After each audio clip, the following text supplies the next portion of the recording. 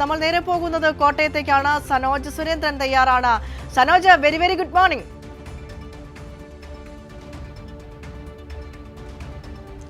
Good morning Dinisha. Good morning. Kottayam medical college rubber വിഷയം, റബ്ബറിന്റെ താങ്ങുവില, അങ്ങനെ നിരവധി വിഷയങ്ങൾ ഉണ്ടായിരുന്നു കോട്ടയത്തിന് സംസാരിക്കാൻ ഈ തെരഞ്ഞെടുപ്പിന്റെ പ്രചാരണ വേളയിൽ.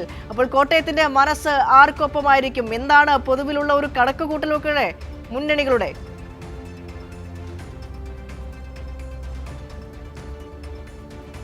ദിനിഷ, വലിയ പ്രതീക്ഷയിലാണ് ഇടതുപക്ഷമുള്ളത്. അതുപോലെ തന്നെ കഴിഞ്ഞ വർഷത്തെ വീഴ്ചകൾ മറികടന്ന് ഇത്തവണ നില മെച്ചപ്പെടുത്താൻ കഴിയുമെന്നുള്ള പ്രതീക്ഷയിലാണ് UDF ഉള്ളത്. അതുപോലെ തന്നെ BJPക്കും ഇത്തവണ കൂടുതൽ സീറ്റുകൾ കരസ്ഥമാക്കാൻ കഴിയുമെന്നുള്ള ഒരു പ്രതീക്ഷ BJPയും വെച്ചു പുലർത്തുകയാണ്. നമുക്ക് വോട്ടെണ്ണൽ കേന്ദ്രവുമായി ബന്ധപ്പെട്ടുകൊണ്ട് ജില്ലയിൽ നിന്ന് നൽകാൻ കഴിയുന്ന വിവരം 17 വോട്ടെണ്ണൽ കേന്ദ്രങ്ങളാണ്. ഈ വോട്ടെണ്ണൽ കേന്ദ്രങ്ങൾ ക്രമീകരിച്ചിട്ടുള്ളത് ബ്ലോക്ക് പഞ്ചായത്ത് തലത്തിലാണ്. അതിൽ ഉദാഹരണത്തിന് പറഞ്ഞാൽ വൈക്കം സത്യാഗ്രഹ മെമ്മോറിയൽ ശ്രീനാരായണ ഹയർ സെക്കൻഡറി സ്കൂളാണ്. ഈ സ്കൂളിൽ വൈക്കത്ത്, തലയാഴം, ചെമ്പ്, മറവന്തുരത്ത്, ടിവിപുരം, വെച്ചൂർ, ഉദയനാപുരം, ഇത് വൈക്കം ബ്ലോക്ക് പഞ്ചായത്തിന് കീഴിൽ വരുന്ന ഗ്രാമപഞ്ചായത്തുകളാണ്. ഈ ഗ്രാമപഞ്ചായത്തുകളുടെ വോട്ടെണ്ണൽ കേന്ദ്രങ്ങളാണ് ഈ വൈക്കം സത്യാഗ്രഹ മെമ്മോറിയൽ ഹയർ സെക്കൻഡറി സ്കൂളിൽ നടക്കുക. ഇതുപോലെ 11 കേന്ദ്രങ്ങൾ ജില്ലയിലെ വോട്ടിംഗ് കേന്ദ്രങ്ങളായിട്ടുണ്ട്. അതുപോലെ തന്നെ 6 നഗരസഭകൾ, ആ നഗരസഭകൾക്ക് പ്രത്യേക വോട്ടെണ്ണൽ കേന്ദ്രങ്ങളുണ്ട്. അതിനോടൊപ്പം തന്നെ ജില്ലാ പഞ്ചായത്ത് സ്ഥാനാർത്ഥിമാരുടെ പോസ്റ്റൽ വോട്ടുകൾ എണ്ണുവാൻ ജില്ലാ പഞ്ചായത്ത് കളക്ടറേറ്റിൽ അതിനുവേണ്ടിയുള്ള ക്രമീകരണങ്ങൾ ഒരുക്കിയിട്ടുണ്ട്. അങ്ങനെയാണ് വോട്ടിംഗ് ക്രമീകരണങ്ങൾ ജില്ലയിൽ ഒരുക്കിയിട്ടുള്ളത്. ഇനി തെരഞ്ഞെടുപ്പുമായി ബന്ധപ്പെട്ടുകൊണ്ടുള്ള വിശേഷങ്ങളിലേക്ക് കടന്നു വരുമ്പോൾ, കഴിഞ്ഞ തവണ 71 പഞ്ചായത്തുകളാണ് ഉണ്ടായിരുന്നത്. അതിൽ 50 പഞ്ചായത്തുകൾ ഇടതുപക്ഷമാണ് ഭരിച്ചത്. അതിൽ 19 UDFന് ഭരിക്കാൻ കഴിഞ്ഞു, 2 BJPയുമാണ് ഭരിച്ചത്. അതുപോലെ തന്നെ ജില്ലാ പഞ്ചായത്തുകളിലേക്ക് വരികയാണെങ്കിൽ ജില്ലാ പഞ്ചായത്തിൽ 22 സീറ്റുകളാണ് ഉണ്ടായിരുന്നത്. അതിൽ 14 സീറ്റുകൾ വിജയിച്ചുകൊണ്ട് ജില്ലാ പഞ്ചായത്തിൽ അധികാരത്തിൽ വരാൻ ഇടതുപക്ഷത്തിന് കഴിഞ്ഞു. ഒപ്പം തന്നെ ബ്ലോക്ക് പഞ്ചായത്തുകൾ ജില്ലയിൽ ആകെ 11 ഉണ്ടായിരുന്നത്. അതിൽ ഈരാറ്റുപേട്ട ബ്ലോക്ക് പഞ്ചായത്ത് ഒഴികെ ബാക്കിയുള്ള 10 LDF ആണ് ഭരിക്കുന്നത്. നഗരസഭകളിൽ LDFന് കാര്യമായ തിരിച്ചടി കഴിഞ്ഞ തവണ ഉണ്ടായിരുന്നു. അതിൽ 6 നഗരസഭകളിൽ തെരഞ്ഞെടുപ്പ് നടന്ന വേളയിൽ ഒരിടത്ത് മാത്രം, പാലായിൽ മാത്രമാണ് LDFന് അധികാരത്തിൽ വരാൻ കഴിഞ്ഞത്. മറ്റ് ഇടത്ത് ചങ്ങനാശ്ശേരിയിൽ പിന്നീട് അധികാരം പിടിക്കാൻ കഴിഞ്ഞിരുന്നുവെങ്കിൽ കൂടിയും മറ്റ് 4 നഗരസഭകളും ഭരിച്ചത് UDF ആണ്. ഇനി ഈ വർഷത്തെ ഒരു കണക്കെടുപ്പുമായി ബന്ധപ്പെട്ടുകൊണ്ട് പരിശോധിക്കുകയാണെങ്കിൽ CPM ജില്ലാ നേതൃത്വത്തിന് താഴെത്തട്ടിൽ നിന്ന് ലഭിച്ച ഒരു കണക്ക് പ്രകാരം കഴിഞ്ഞ വർഷത്തേക്കാൾ കൂടുതൽ പഞ്ചായത്തുകൾ ഇത്തവണ കരസ്ഥമാക്കുമെന്നുള്ള ഒരു ശുഭസൂചനയാണ് CPMന് ലഭിച്ചിട്ടുള്ളത്.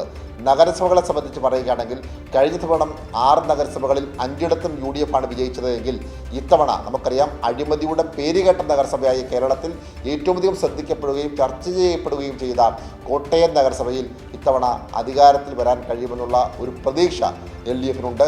അത്തരത്തിലുള്ള ഒരു കണക്കുകൂട്ടലുകളാണ് താഴെത്തട്ടിൽ നിന്ന് ലഭിച്ചിട്ടുള്ളത്. അതുപോലെ തന്നെ വൈക്കം നഗരസഭയും ഇത്തവണ പിടിച്ചെടുക്കാൻ കഴിയുമെന്നുള്ള ഒരു പ്രതീക്ഷ LDF വെച്ച് പുലർത്തുന്നുണ്ട്. എന്തായാലും ജില്ലാ പഞ്ചായത്തുകളിലേക്ക് വരികയാണെങ്കിൽ ജില്ലാ പഞ്ചായത്തുകളിൽ 18 ഡിവിഷനുകളിൽ വിജയിച്ചുകൊണ്ട് അധികാരം നിലനിർത്താൻ കഴിയുമെന്നുള്ള ഒരു പ്രതീക്ഷയാണ് ഇടതുപക്ഷത്തിനുള്ളത്.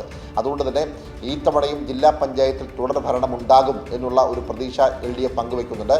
ബ്ലോക്ക് പഞ്ചായത്തിൽ ഈരാറ്റുപേട്ട കൂടി പിടിച്ച് സമ്പൂർണ്ണ ആധിപത്യം ഉണ്ടാകുമെന്നുള്ളതാണ് അവരുടെ കണക്കുകൂട്ടൽ. എത്രത്തോളം വിജയകരമാകുമെന്ന് ഇനി മണിക്കൂറുകളുടെ മാത്രം കാത്തിരിപ്പാണ് ഉള്ളത്. അതുപോലെ തന്നെ കേരള കോൺഗ്രസുമായി ബന്ധപ്പെട്ടുകൊണ്ട് കഴിഞ്ഞ തവണ കേരള കോൺഗ്രസ് LDFിലേക്ക് വന്നതിന് ശേഷമുള്ള ഒരു മധുവിധു കാലമായിരുന്നു. ആ മധുവിധു കാലത്ത് ചില അസ്വാരസ്യങ്ങൾ കേരള കോൺഗ്രസ് പ്രവർത്തകർക്കിടയിലും ഇടതുപക്ഷത്തിൻ്റെ പ്രവർത്തകർക്കിടയിലും ഉണ്ടായിരുന്നു. പ്രത്യേകിച്ച് CPI CPM പ്രവർത്തകരും കേരള കോൺഗ്രസ് പ്രവർത്തകരും തമ്മിൽ ഒരു ഊഷ്മളമായ ബന്ധം കഴിഞ്ഞ തെരഞ്ഞെടുപ്പിൽ ഊട്ടിയുറപ്പിക്കാൻ മുന്നണിക്ക് കഴിഞ്ഞിരുന്നില്ല എന്നത് ഒരു യാഥാർത്ഥ്യമായി നിലനിൽക്കുകയാണ്. ആ ഘട്ടത്തിൽ പോലും ജില്ലാ പഞ്ചായത്തും ഒപ്പം തന്നെ ബഹുഭൂരിപക്ഷം പഞ്ചായത്തുകളും ബ്ലോക്ക് പഞ്ചായത്തുകളും ഒക്കെ ഭരിക്കുവാൻ ഇടതുപക്ഷത്തിന് കഴിഞ്ഞു. എന്നാൽ ഈ തെരഞ്ഞെടുപ്പിലേക്ക് വരുമ്പോൾ കാലക്കൂട്ടിയുള്ള ക്രമീകരണങ്ങൾ ഒരുക്കാൻ ഇടതു മുന്നണിക്ക് കഴിഞ്ഞിരുന്നു.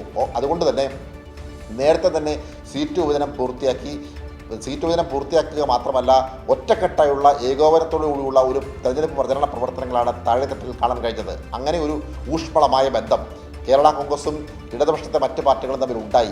ആ ഒരു ഊഷ്മളത ഈ തെരഞ്ഞെടുപ്പിൽ മികച്ച വിജയത്തിലേക്ക് വഴിയൊരുക്കുമെന്നുള്ള ഒരു പ്രതീക്ഷയാണ് ഇടതുപക്ഷ നേതാക്കന്മാർ വെച്ചു പുലർത്തുന്നത്. ഞാൻ സൂചിപ്പിച്ചതുപോലെ തന്നെ കോട്ടയത്ത് സജീവമായി ചർച്ച ചെയ്യപ്പെട്ടത് റബ്ബറിൻ്റെ താങ്ങുവിലയും നെല്ല് സംഭരണവും ക്ഷേമ പെൻഷനുകളും ഒക്കെ തന്നെയാണ്. നമ്മൾ പലപ്പോഴും താഴെത്തട്ടിൽ ഈ വാർത്താ റിപ്പോർട്ടിങ്ങുമായി ബന്ധപ്പെട്ടുകൊണ്ട് പോകുമ്പോൾ സംസ്ഥാന സർക്കാരിനെതിരെയുള്ളൊരു ഭരണവിരുദ്ധ വികാരം പൊതുവെ ഭരണത്തിലിരിക്കുന്ന സർക്കാരിനെതിരെ ഓരോ തെരഞ്ഞെടുപ്പിലും ഭരണവിരുദ്ധ വികാരങ്ങൾ ഉണ്ടാവാറുണ്ട്. എന്നാൽ ഈ തെരഞ്ഞെടുപ്പിൽ നമ്മൾ താഴെത്തട്ടിലേക്ക് പോകുമ്പോൾ അത്തരത്തിലൊരു വിരോധം താഴെത്തട്ടിലുള്ള ജനങ്ങൾക്ക് സർക്കാരിനോട് ഉണ്ടായിരുന്നില്ല എന്നത് ഇടതുപക്ഷത്തെ സംബന്ധിച്ചൊരു പ്ലസ് പോയിന്റാണ്. ഒപ്പം തന്നെ റബ്ബറുമായി ബന്ധപ്പെട്ടുകൊണ്ട് റബ്ബറിന് വലിയ പ്രതിസന്ധി നേരിടുമ്പോൾ ഉൽപ്പാദന ചെലവ് വർദ്ധിക്കുമ്പോൾ കർഷകർ വലിയ ബുദ്ധിമുട്ട് നേരിടുന്ന കാലഘട്ടത്തിൽ താങ്ങുവില 200 പ്രഖ്യാപിച്ചു എന്നത് കർഷകരെ സംബന്ധിച്ച് വലിയ ആശ്വാസം നൽകുന്ന കാര്യമാണ്. പ്രത്യേകിച്ച് ഇന്ത്യയിൽ തന്നെ ഏറ്റവും അധികം റബ്ബർ ഉൽപ്പാദിപ്പിക്കപ്പെടുന്നത് കോട്ടയം ജില്ലയിലാണ്. റബ്ബർ ബോർഡിൻ്റെ ആസ്ഥാനം കോട്ടയത്താണ്. അതുകൊണ്ട് തന്നെ റബ്ബർ കർഷകരുടെ വികാരങ്ങൾ ഈ തെരഞ്ഞെടുപ്പിൽ പ്രതിഫലിക്കുമെന്നുള്ള കാര്യത്തിൽ യാതൊരു തർക്കവുമില്ല. പ്രത്യേകിച്ച് കേരള കോൺഗ്രസുമായി ബന്ധപ്പെട്ടുകൊണ്ട് നിൽക്കുന്ന ബഹുഭൂരിപക്ഷം ആളുകളും റബ്ബർ കാർഷിക മേഖലയുമായി ബന്ധപ്പെട്ടുകൊണ്ട് നിൽക്കുന്ന ആളുകളാണ്. അതുപോലെ തന്നെ നെല്ലിന് താങ്ങുവില വർദ്ധിപ്പിച്ചു. നമുക്കറിയാം, രാജ്യത്ത് തന്നെ നെല്ലിന് ഏറ്റവും അധികം താങ്ങുവില ലഭിക്കുന്നത് സംസ്ഥാനമാണ് കേരളം. ആ സംസ്ഥാനത്ത് പടിഞ്ഞാറൻ മേഖല, കോട്ടയം ജില്ലയുടെ പടിഞ്ഞാറൻ മേഖലയിലേക്ക് വരികയാണെങ്കിൽ ആ പടിഞ്ഞാറൻ മേഖലയിൽ വരുമ്പോൾ നെല്ലാണ് പ്രധാനമായും ചർച്ച ചെയ്യപ്പെടുന്നത്. അത് കിഴക്കൻ മേഖലയിൽ റബ്ബറാണ് എങ്കിൽ പടിഞ്ഞാറൻ മേഖലയിൽ നെല്ലാണ്. അപ്പോൾ നെൽകർഷകരെ സംബന്ധിച്ചും വളരെ ആശ്വാസകരമായ ഒരു കാര്യമാണ് സർക്കാരിൻ്റെ ഭാഗത്തു നിന്നും ഉണ്ടായത്. ക്ഷേമ പെൻഷനുകളുടെ കാര്യത്തിലാണെങ്കിൽ സാധാരണക്കാരായിട്ടുള്ള വീട്ടമ്മമാർ പലപ്പോഴും പല വീടുകളിലൂടെ നമ്മൾ കയറി ഇറങ്ങുമ്പോൾ, അതായത് പെൺമക്കളെ കെട്ടിച്ചയച്ചതിന് ശേഷം നോക്കാൻ ആരുമില്ലാത്ത പ്രായാധിക്യം കൊണ്ട് ബുദ്ധിമുട്ട് അനുഭവിക്കുന്ന നിരവധി മാതാപിതാക്കൾ, അവരെ സംബന്ധിച്ച് ഈ 2000 രൂപ എന്ന് പറയപ്പെടുന്നത് വലിയ ആശ്വാസമാണ്. ആ ആശ്വാസം മാത്രമല്ല, ഈ 2000 രൂപ എന്ന് പറയപ്പെടുമ്പോൾ ഓരോ പഞ്ചായത്തിലും 4000 പേർക്ക് 2000 രൂപ വെച്ച് കൊടുക്കുമ്പോൾ 80 ലക്ഷത്തോളം രൂപ ഓരോ പഞ്ചായത്തുകളിലേക്കും വരികയാണ്. ആ വരുന്ന പണം ആ നാടിൻ്റെ സമൂലമായ വികസനത്തിനാണ് വഴി തുറക്കുന്നത്. അപ്പോൾ സമസ്ത മേഖലയിലും ഗുണകരമായ മാറ്റങ്ങൾ ഉണ്ടാക്കുന്ന പ്രവർത്തനങ്ങളുമായി സംസ്ഥാന സർക്കാർ മുന്നോട്ട് പോയതിൻ്റെ ഒരു പ്രതിഫലനം ഈ തെരഞ്ഞെടുപ്പിൽ ഉണ്ടാകുമെന്നുള്ള കാര്യത്തിൽ യാതൊരു തർക്കവുമില്ല. വലിയ പ്രതീക്ഷയിലാണ് ഇടതുപക്ഷമുള്ളത്. കഴിഞ്ഞ വർഷത്തേക്കാൾ മികച്ച വിജയം, ഞാൻ മുമ്പ് സൂചിപ്പിച്ചതുപോലെ തന്നെ 71 പഞ്ചായത്തുകളിൽ 50 LDF ആണ് കഴിഞ്ഞ വർഷം ഭരിച്ചത് എങ്കിൽ ഇത്തവണ അതിനേക്കാൾ മെച്ചപ്പെട്ട വിജയം കരസ്ഥമാക്കാൻ കഴിയും എന്ന് പറയുമ്പോൾ എത്രത്തോളം പഞ്ചായത്തുകളിലേക്ക് LDF അധികാരത്തിൽ വരാൻ കഴിയുമെന്നുള്ളത് ഒരു പ്രധാനപ്പെട്ട ചോദ്യചിഹ്നമാണ്. ഒപ്പം തന്നെ BJPക്ക് ജില്ലയിൽ 2 പഞ്ചായത്തുകളാണുള്ളത്, മുത്തോലിയും പള്ളിക്കത്തോടും.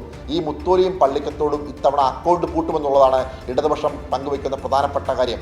അതായത് മുത്തോലിയിലും പള്ളിക്കത്തോടും LDF അധികാരത്തിൽ വരുമെന്നാണ് CPMൻ്റെയും LDFൻ്റെയും വിലയിരുത്തൽ.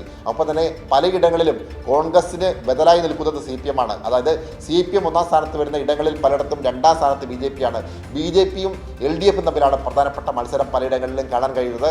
അതുകൊണ്ട് തന്നെ ഈ ജില്ലയെ സംബന്ധിച്ച് പറയുകയാണെങ്കിൽ പ്രതീക്ഷകൾ, വിജയ പ്രതീക്ഷകൾ, മുന്നണികളുടെ കണക്കുകൂട്ടലൊക്കെ പങ്കുവയ്ക്കുകയായിരുന്നു സനോജ് സുരേന്ദ്രൻ.